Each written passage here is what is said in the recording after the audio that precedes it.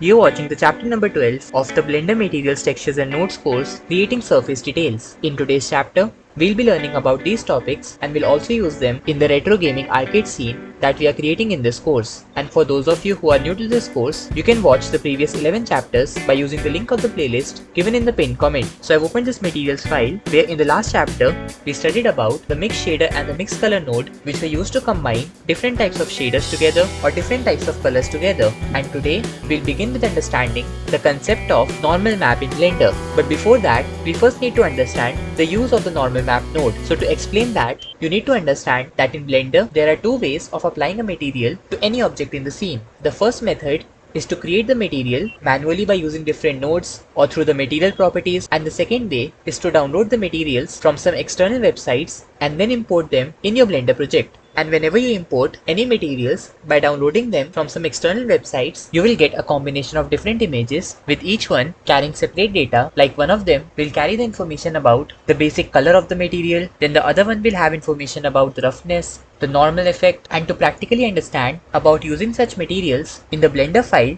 I've opened this website which is polyheaven.com, from where we can download different textures to understand about the normal map node. So I'll click on browse textures, and yes, this is not the only website where you can get different types of textures, but instead there are plenty of other websites also where you can get a similar variety of textures to download in Blender, and a lot of them will be free as well. And now you can select any of these textures to be used in the Blender file. And for now, I will select this particular texture, so I left click on it and click on the download button. Now after downloading the texture, you have to unzip the folder in the file explorer of your PC, and after that, to apply the texture on this UV sphere, just go to the material properties, click on the plus icon and then click on the new button. After this, press tab to enter the edit mode, and with all the faces selected, click on the assign button. After this, to use that texture that we just downloaded on this UV sphere, we need to add an image texture node. So in the shader editor, press Shift plus A, then go to texture and select image texture. Let's place it over here, and to import the texture, click on the open button. After this, open that particular folder where you saved and unzipped that particular folder, then double click on it. Then inside that folder, we have the textures. Let's open this as well, and in this folder, we are having these 4 different files that we can use in different image texture nodes. The first one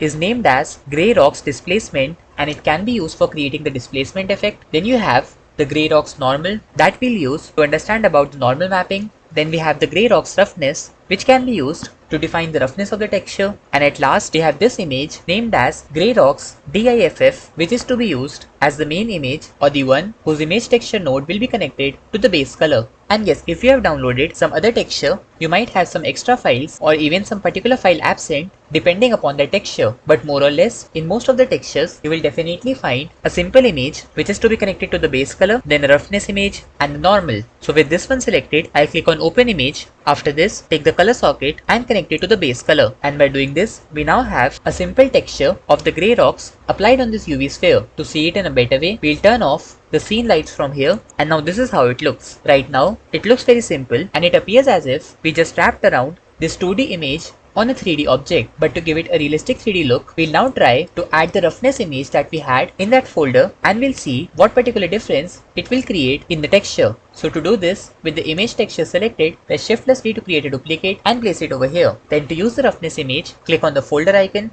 then select this image having the word rough to indicate the roughness image and click on open image. But before connecting it to the principal BSDF node, to ensure that in the color space you change this to non-color, and this is because we'll only use the original image which we connected to the base color in order to get the colors of the texture. We are using the roughness image only to adjust the roughness value and not the colors. So in the color space, do ensure to select non-color option. Now to use this image for the roughness, simply take the color socket and connect it to roughness in the principal BSDF. And by doing this, you will notice a very slight roughness added to the image texture. To see the difference in a much better way, I'll change this to the material preview mode, and after this, if I disconnect this node connection between the image texture node and the roughness by holding the control button, then right clicking and dragging the mouse like this, then because of the lighting effect, you can clearly see that initially the image is having the roughness value depending upon the value of roughness in the principal BSDF node. But on connecting the image texture with the roughness image to the principal BSDF, we'll get a different result. However, it's not creating much difference in terms of realism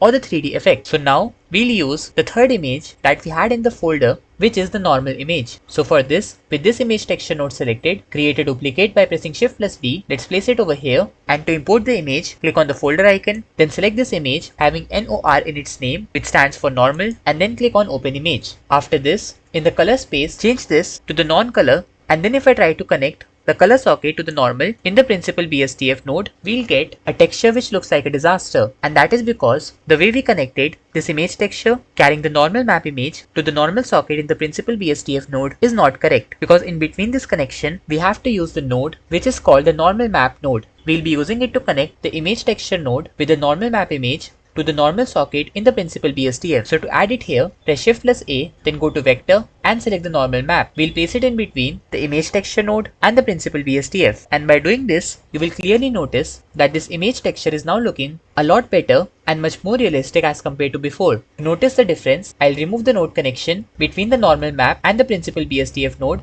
And initially, the texture used to look very simple with no effect of the normal map, but after we connected the normal image to the principal BSTF with the normal map node in between, we'll get the texture applied along with the normal map, and this will give it a highly realistic look. Also, let's apply this material on this plane to see the difference in a much better way. So I'll select the plane, then go to the shader editor, click here, and I'll select the material.003, and with this we now have this grey rock texture applied on this plane. Now if I go to the shader editor and try to remove the node connection between the normal map and the principal BSTF node, then the difference between both of these results is much more clearly visible on this plane. Without the normal mapping, the texture looks very plain, simple and 2D, but after connecting the normal map to the principal BSTF, we get a highly realistic look. Now moving ahead, the next topic of this chapter is to understand about the bump node, but before that, I'll again apply the original material that we created for the plane. Now press 0 on the numpad to go to the camera view, and to understand about the bump node, I'll select this UV sphere and change the material to the Warner texture material that we learned to create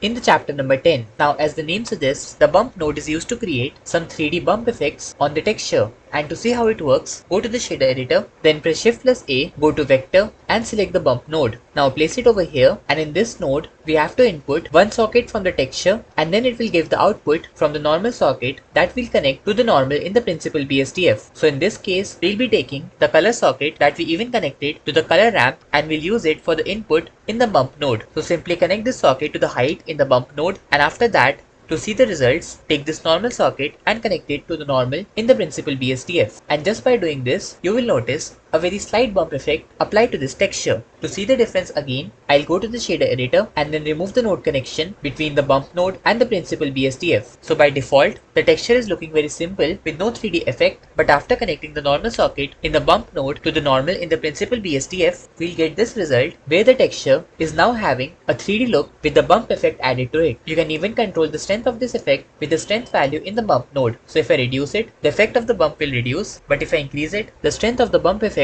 of the texture will be more. So finally, this is how the normal map node and the bump node work in the shader editor. And now before moving forward, if you wish to download this Blender file with all the materials that we are saving in this course, then you can join the Patreon, whose link is added in the description of this video. And now it's the time to use the concepts that we learned today in the retro gaming arcade scene that we started creating in the chapter number 1 of this course. So I've opened this file with the arcade scene, where in the last chapter we used the mix shader node in order to create this colorful effect on the tiles, and today we'll be using the concept of bump node in order to change this wood texture that we have applied on this gaming machine. So for this, I'll first select this gaming machine and then press the / button to keep the focus only on this object. After this, let's zoom in, and right now you can see that the wood texture that we applied on this machine is looking very simple. But today we'll be using the bump node in order to make it look realistic. So for this, go to the material properties, select the wood material, then go to the shader editor, and to add the bump node, press Shift plus A, then go to vector and select bump. Now place it over here, then for input, take the factor socket in the noise texture node and connect it to the height in the bump node. After that, for the output, take the normal socket in the bump node and connect it to the normal in the principal BSTF. And by doing this, you will notice that the wood texture is now looking a lot more detailed and realistic than before. Previously, without the bump node, it used to look very simple and plain, just like a basic 2D texture, but after using the bump node, we managed to create this bump effect on the texture, which is giving it a much more realistic look. Also, let's bring down the strength of this effect in the bump node, which by default is set to 1. So let's reduce it down to somewhere around 0.2 or 0.1 so that we have a very slight bump effect applied to it. Now let's also change the angles to see if the texture is looking good from other sides as well. So from here also, the wood texture looks fine, and similarly from this side also, the texture looks realistic. Also, if you want, you can change the color of this texture from brown to something else by using the color ramp node. So with the brown pointer selected, click here to change the color, and suppose I change it to the gray color, and then also increase the metallic value in the principal BSDF node, and now it will look somewhat like old iron material. So it depends upon you